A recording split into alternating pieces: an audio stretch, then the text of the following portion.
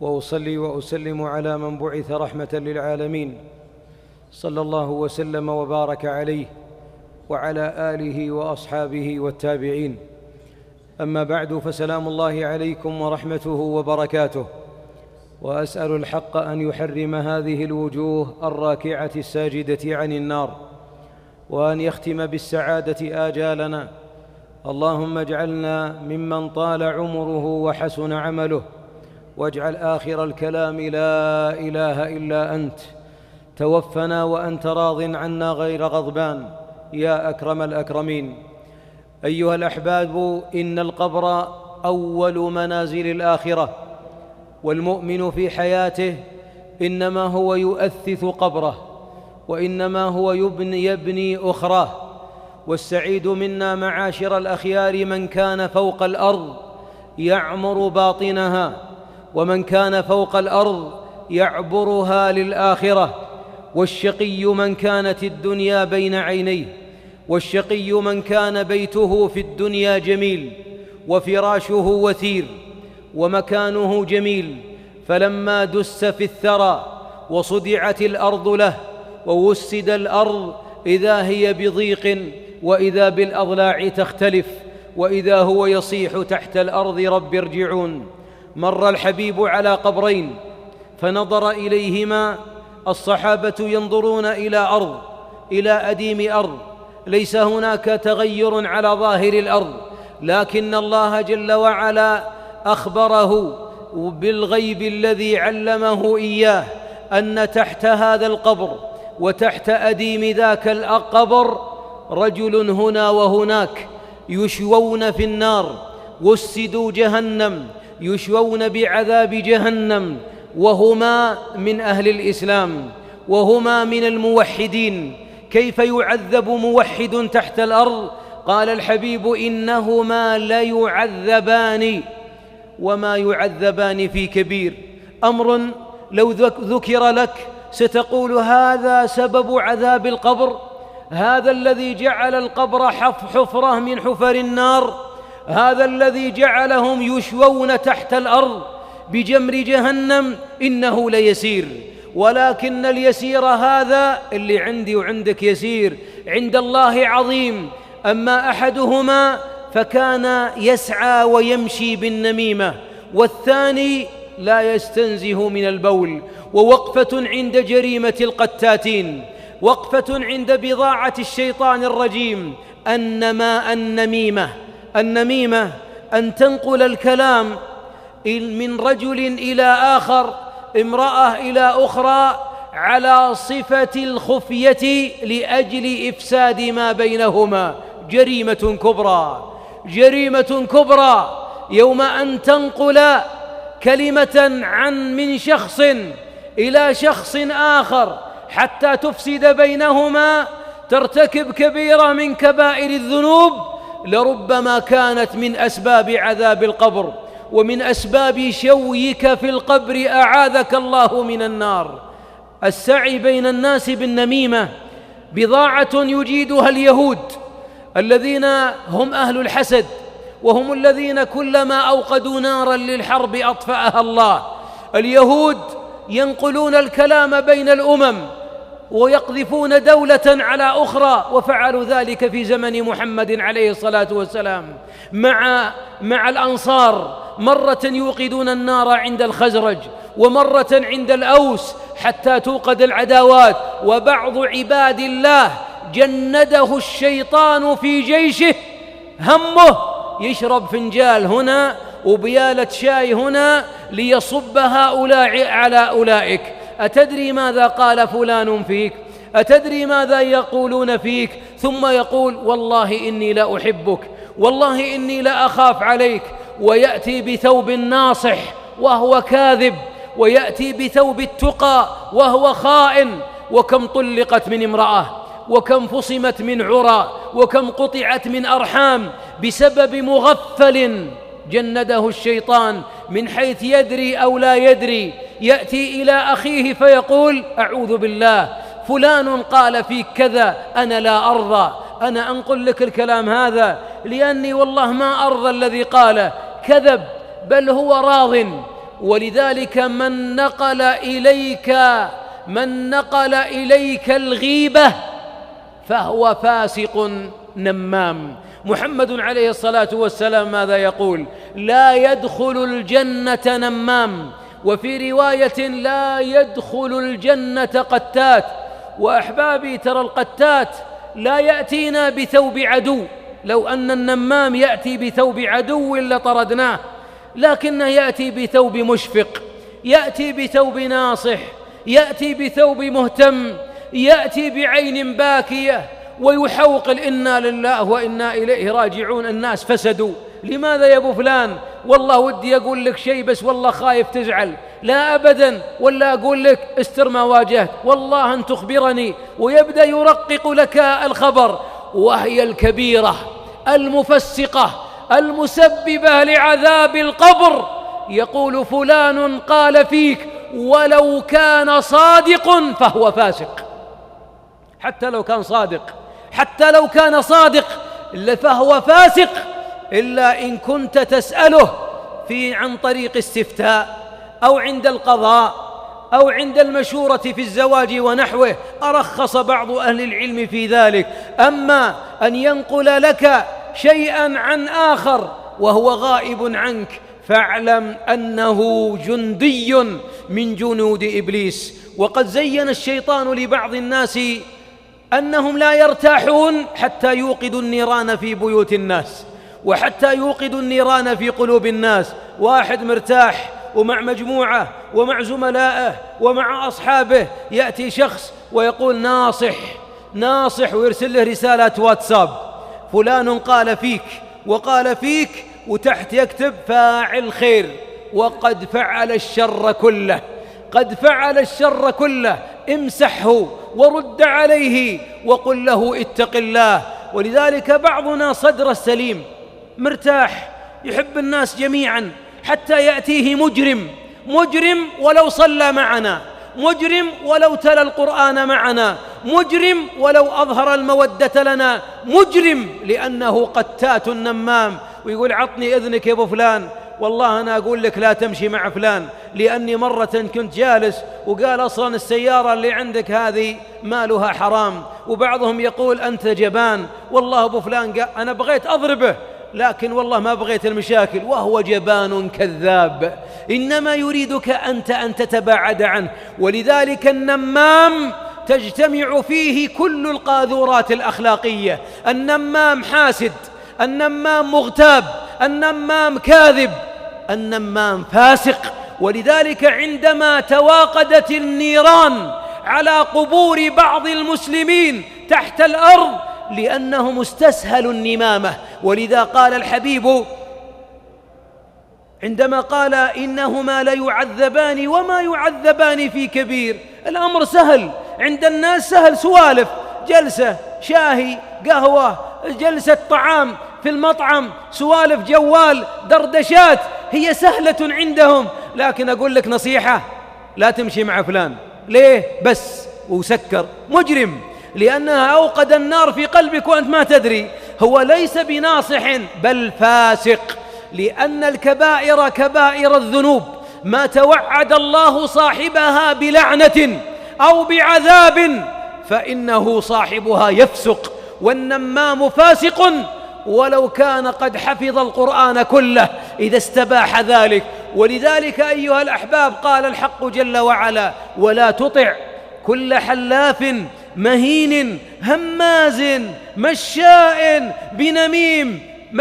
بنميم. ولذلك بعض الناس مهنته وظيفته شاغره الذي عينه الشيطان يلف في المجالس ولا يفرح بوجود الناجحين، حسود، قلبه كالدود، أسود، يقطر فمه قيحا وعينه قيحا، يحسد فلان ويرى فلانا سيشارك فلانا فيفسد ما بينهما، بيتزوج بنت فلان، أنصحك البيت هذا مهم مضبوط، وهو فاجر كاذب يريده أن يطرده عن فلانة لأنه قيل أنها جميلة، فلانة يا فلان يقال أنها حافظة للقرآن.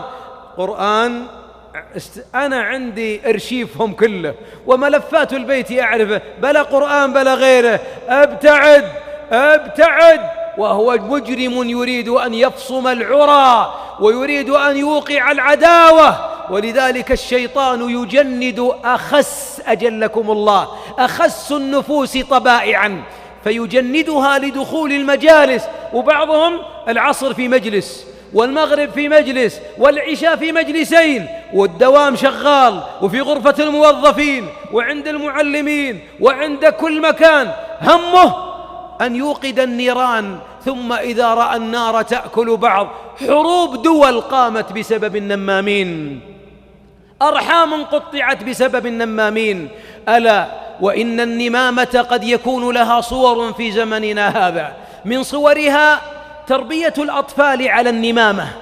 اللي يعلمني على أخوانه أعطيه هدية، اللي يخبرني ماذا فعل إخوانه ومن كسر الآنية الفلانية أعطيه جائزة. فيبدأ بعض الأطفال ينم ويكذب حتى يرضي والده وحتى يستفيد من الجوائز، فيقال له يا بني من الذي فعل ذلك؟ أبوي فلان، ويكذب أحيانا حتى يصفي العداوة معه ومع أخيه. وبعض الأطفال إذا درى أن أبوه إسفنج، آذان الآباء إسفنج، ترى بعض الآباء أذنه إسفنج تمتص القذى فقط ما تمتص الخير. لو قيل فلان صلى قال الله يهديه، لكن فلان فعل ضربه وجلده. وبعض الآباء يضرب الصغير لأن صغيرا أصغر منه أو أكبر منه نقل له وما تثبت ما تبين. ولذلك تربية الأبناء على النمامة تربية خبيثة. وبعض المعلمين يربي بعض الأطفال في المدارس عليها، لا تروح للفسحة، إذا دخل أحد وطيح الكرسي ولا أسقط الطاولة علمني وأعطيك درجات. أنت تربيه على جريمة من الجرائم وكبيرة من الكبائر. والعجيب في النمام أنه كمشارب الخمر لا يتوب، لأنه يصير يتلذذ بإيقاع العداوات وفصم العرى. لذلك من صورها تربية الصغار على أن يكونوا من النمامين. ومن صورها أيضا بعض مديري الأعمال وأصحاب الأعمال يضعون عيونا لهم في الدوائر الحكومية وفي المؤسسات التجارية. أنت يا فلان عين لي عند الموظفين في غرفهم وفي استراحاتهم، وعندما يضعون إفطارهم انظر ماذا يقولون. فيأتي المجرم على وظيفة مجرم، على وظيفة قتات، على وظيفة نمام، ويقول فلان يقول فيك كذا، وفلان تصدق ضحكة كبيرة عندما سمع النكتة التي قالوها عنك، وفلان وبعضهم يكتب التقارير الصفراء بل هي الحمراء بل هي السوداء كسواد قلبه. فصل موظفين ونشرت مقالة السوء عن بعض البريئين بسبب مجرم. أتعتقد أن النمام يكتفي ما يستمع؟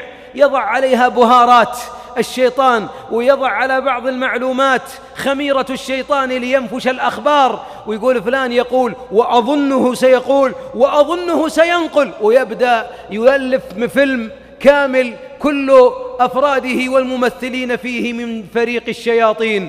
لذا بعض المديرين أجرم في حق نفسه يوم أن نشر العيون حتى تنقل له عن المؤمنين الغافلين. مؤمن غافل لماذا تتجسس عنه؟ تتجسس عليه. وقال الله جل وعلا ولا تجسسوا ولا يغتب بعضكم بعضا أيحب أحدكم أن يأكل لحم أخيه ميتا فكرهتموه. ولذلك يكون بعض الناس يكون أداة طيعة في يد بشر مسكين مثله، فينقل له ويكون عينا له، وما علم العين هذا أن وظيفته هي في مؤسسة الشيطان الرجيم، وأن جمر النار تتواقد تحت الأرض على نصائب قبور بسبب أنه كان يتساهل في نقل الحديث والأخبار عن المؤمنين. ولذلك تفصم العلاقات بإشراف مثل هذا المجرم.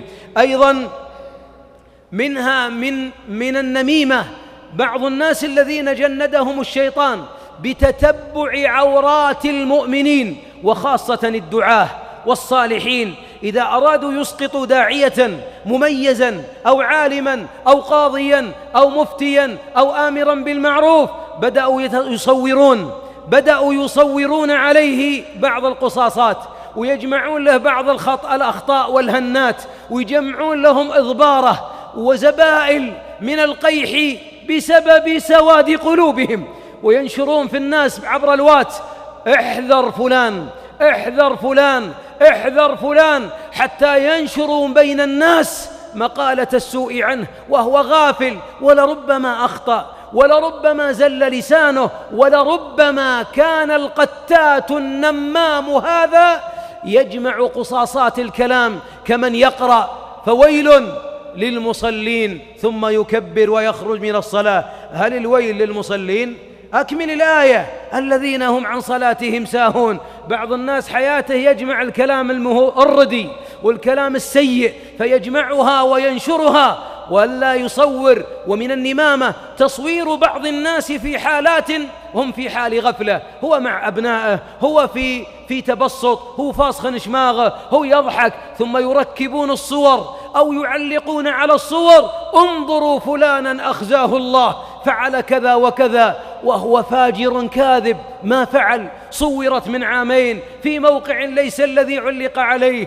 إذا كان النمام ينقل كلمة ليفسد بين اثنين، اللي يرسل تغريدة أو في السناب أو في تويتر أو في أي صفحات الجوال ومواقع التواصل، إذا كانت كلمة تسبب الفسق، إذا من يرسل صورة ماذا سببت الصور؟ سببت عذابا عياذا بالله لبعض الناس فوق الأرض. أتعتقد يا من أنت تنشر مقالة السوء وتفضح الناس وتكشف عوراتهم وتتتبع عورات المسلمين وتنشر الصور والأخبار عنهم، أتعتقد أنك غدا إذا ما أباحك هذا ستكون مرتاحا في قبرك؟ ستكون مطمئن في قبرك؟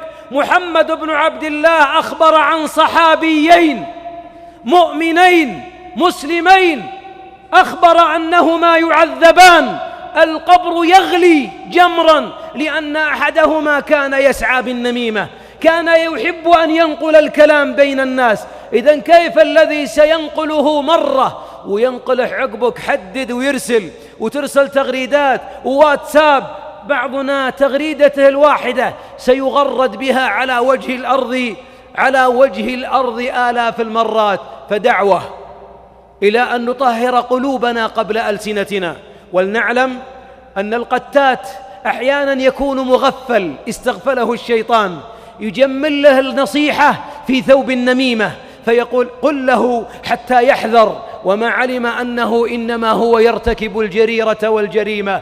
طهروا قلوبكم وطهروا ألسنتكم، واعلموا معاشر الأحباب أن من نقل إليك نقل عنك، وكل مجرم بثوب ناصح ينقل النميمة لك سينقل منك أيضا نميمة لآخر، وسيغتابك في مجلس آخر.